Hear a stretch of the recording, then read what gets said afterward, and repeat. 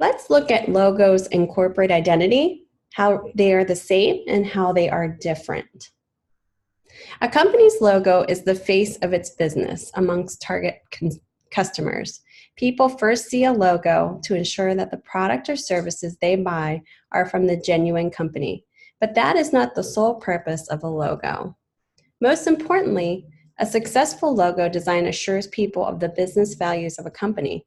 So on glancing at a logo, people know that a company stands for the values of love, passion, honesty, trust, and professionalism. If a logo is capable of sending the right signals, it will drive customers. However, with the advancements in marketing techniques, logos are no longer restricted to corporate branding. Now, while a company has its core logo, it also has many sub-logos of products or services it sells.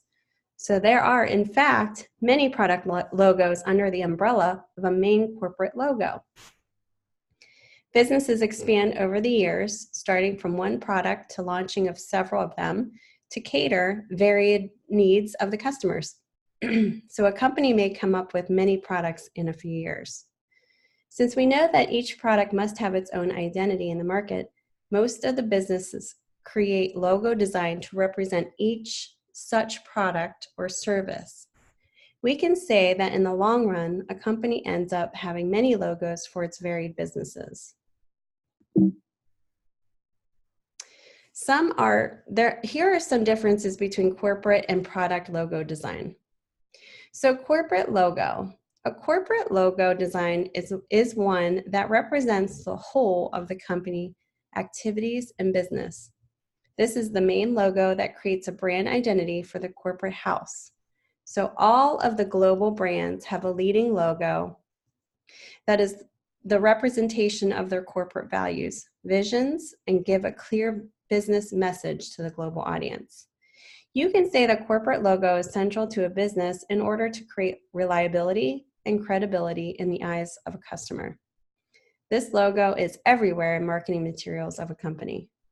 Another important note to point out is that corporate logo design becomes the basis of creating other logos of the company. For example, when a company plans to start a website, its website design must borrow the color scheme, fonts, etc. from the main logo design. This is done to ensure consistency in different marketing products of a company. Consistency of color, fonts, and all the other design elements across all marketing materials are essential. People get the assurance that they are visiting the same business when they are on the website. Similarly, colors, etc., elements of your corporate logo must find a place in your brochure design as well. Your clients and general customers will look at your brochure to know more about your products or services. So both the logo and the brochure design must maintain the consistency.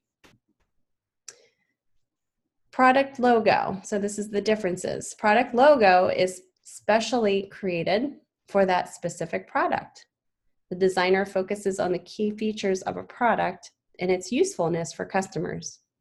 All those features and company's brand image should form a product logo design.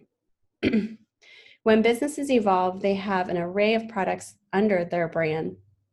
So over the years, a company with robust growth has many products under its brand. Take, for example, Coca-Cola, which is one of the biggest soft drink brands in the world. While all of these products come from Coca-Cola Company, each product has its own logo.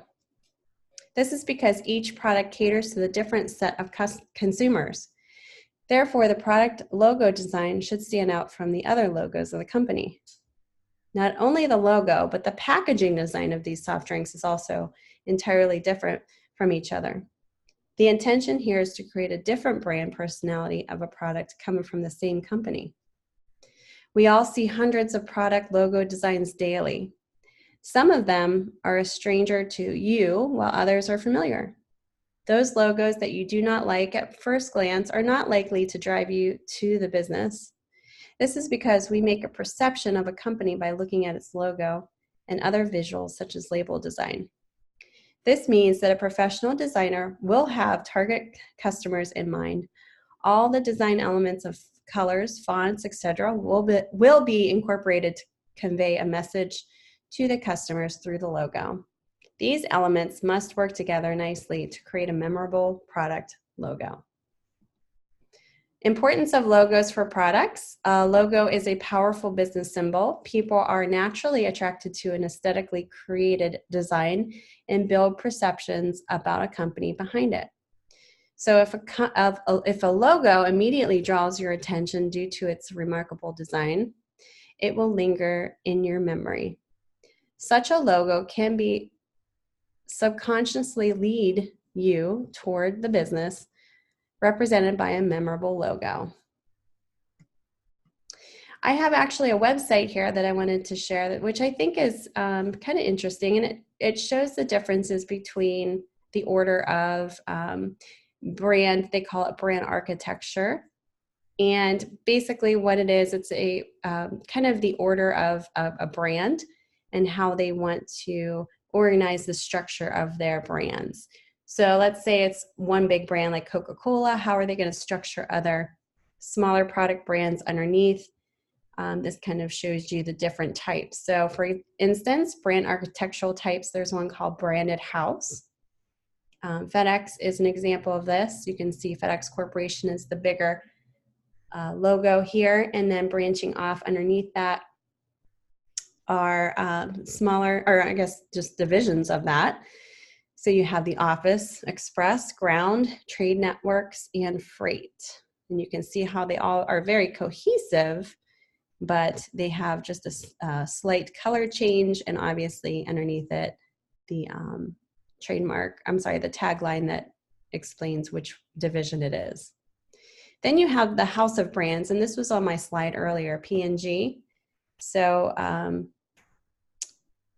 this is kind of the extension of a parent brand, and brand extension and a house of brand system essentially endorse each other. So while the parent brand realizes the benefits. So you can find this brand like Procter & Gamble, and it's a vast array of products across multiple industries. So you can see here it's P&G endorsements. You see Pampers, Aussie, Pantene, Crest, Ivory, Olay.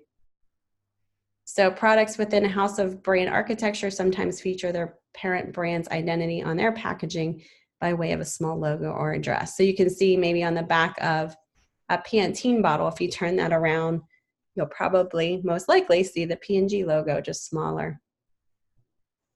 You also have endorsed brands, endorsed architecture, and there is a parent brand here, Marriott, associated with sub-brands, all of which have unique market presences. So the sub-brands benefit from their association with or endorsement from the parent. So you have Courtyard, Marriott, Fairfield Inn and Suites Marriott underneath that, Residence Inn Marriott, Town and Place Suites, and Spring Hill.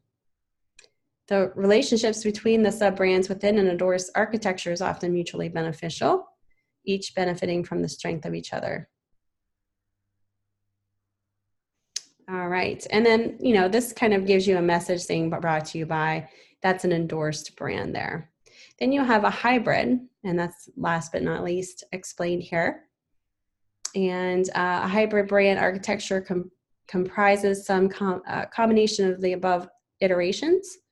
In the case of Alphabet, Google is allowed to operate in the space it knows best, search and advertising, while smaller brands like Nest, Sidewalk Labs, and Calico operate as individual companies in their own specialized verticals.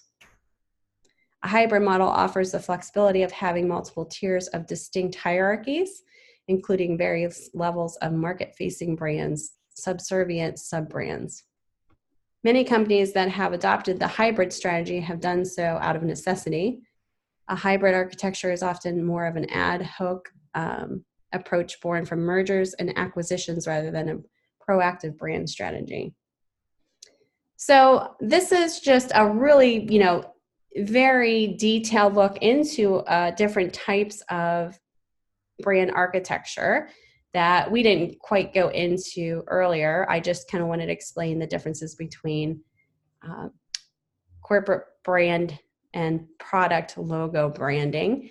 But this site is a nice way that it breaks down a little bit more in detail how that structure can vary as well.